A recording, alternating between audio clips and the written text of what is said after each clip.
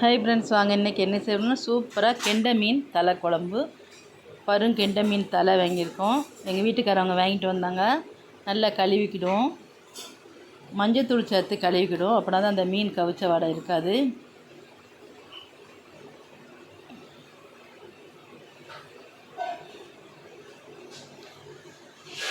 நல்லா ஆற்றுக்கெண்டை கழுவி எடுத்தாச்சு. சட்டி காய வச்சு ஒரு 50 எண்ணெய் காணு ஊற்றிக்கிடுவோம்.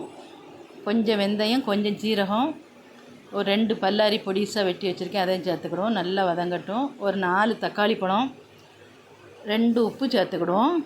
2 சேர்த்து நல்லா வதங்கணும். வதங்கினா தான் நம்ம குழம்பு டேஸ்ட்டாக வரும். உப்பு சேர்த்தா வெங்காயம் தக்காளி நல்லா கரையும். அதுக்காக செடி தான். நல்லா அங்கே பாருங்கள் எப்படி கரைஞ்சிருக்குன்னு. இதை மாதிரி கரையணும். கொஞ்சம் மஞ்சத்தூள், 2 ஸ்பூன் வத்தப்பொடி, 3 ஸ்பூன் குழம்பு பொடி, நம்ம வீட்டில் திரிச்ச பொடி 3 ஸ்பூனு. அதே எண்ணெயில் பெரட்டி விட்டுருவோம்.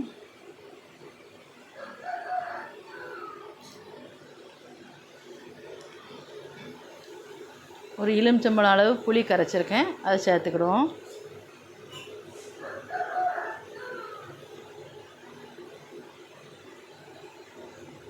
இன்னும் கொஞ்சம் தண்ணி சேர்த்து ஒரு 4 துண்டு மாங்காய் வெட்டி வச்சுருக்கேன், அதையும் போட்டுக்கிடுவோம்.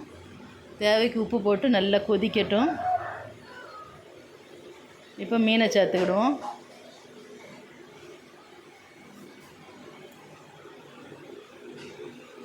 மீன் சேர்த்து நல்லா கொதிக்கட்டும். மூடி போட்டு வச்சுருவோம்.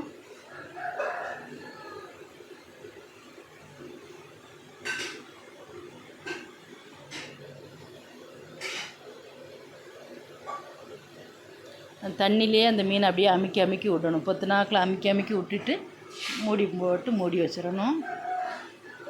தேங்காய் அரைச்சிக்கிடுவோம். ஒரு முறி தேங்காய் எடுத்துருக்கேன், நல்லா மையாக அரைச்சிக்கிடுவோம். தேங்காயை நடுவில் போட்டு லைட்டாக கிண்டி விடணும். ரொம்ப கிண்டிடக்கூடாது, தலை நொறுங்கிடும். இப்படி நம்ம செஞ்சோம்னா மீன் நொறுங்காமல் கிடைக்கும். நமக்கு முள்ளும் தனியாக அதில் ஒட்டாமல் வந்துடும், மீன்லேயே வந்துடும், தனியாக பிரியாது. சூப்பராக ரெடி ஆகிட்டு. இதே மாதிரி செய்யுங்க. லைக் பண்ணுங்கள், ஷேர் பண்ணுங்கள், சப்ஸ்கிரைப் பண்ணுங்கள். பாய்.